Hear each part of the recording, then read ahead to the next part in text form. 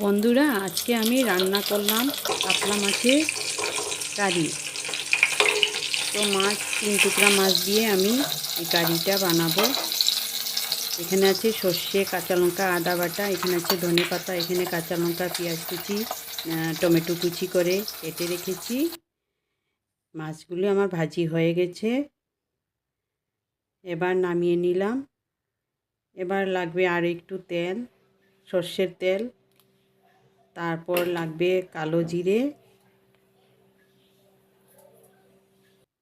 তারপর পেঁয়াজ কুচিটা প্রথমে দিয়ে দিব তেলের মধ্যে।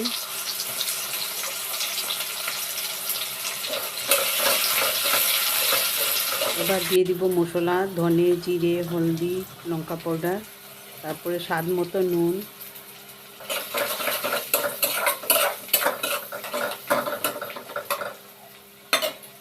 এবার দিয়ে দিব কুচি করা টমেটো, পেঁয়াজ, কাঁচা লঙ্কা, সব একসঙ্গে দিয়ে ভালো করে মিক্স করে নেব,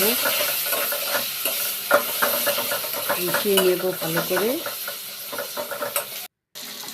এবার দিয়ে দিব কাঁচা লঙ্কা আর আদা,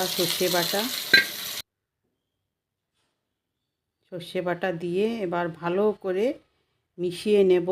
মশলা সব কিছু একসঙ্গে মিশিয়ে নেব, টমেটো, মশলা। দেখুন টমেটোগুলি গলে গেছে। এবার সুন্দর একদম মাখা মাখা হয়েছে,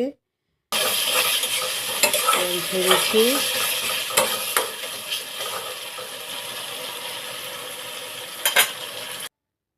এবার দিয়ে দিব জল, মাপ মতো জল দিয়ে দিলাম।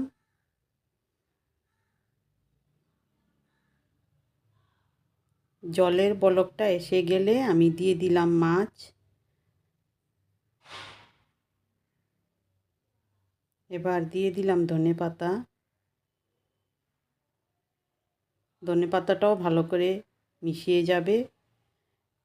এবার দিয়ে দিলাম 5 মিনিটের জন্য ঢাকা।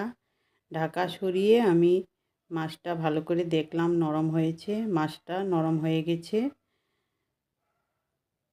এবার দিয়ে দেব সামান্য চিনি স্বাদের জন্যে।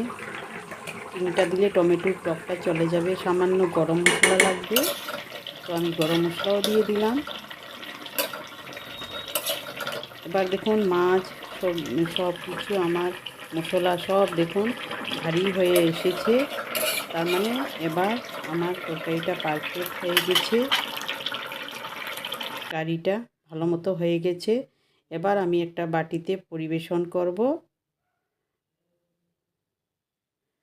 দেখুন মাছ সবজি সব ভারী ভারী হয়েছে, ঘন হয়েছে। এবার কাতলা মাছের কারি আমার হয়ে গেছে। বন্ধুরা, আমার এই কাতলা মাছের কারি ভিডিওটা যদি ভালো লাগে লাইক করবেন, শেয়ার করবেন, কমেন্ট করতে ভুলবেন না।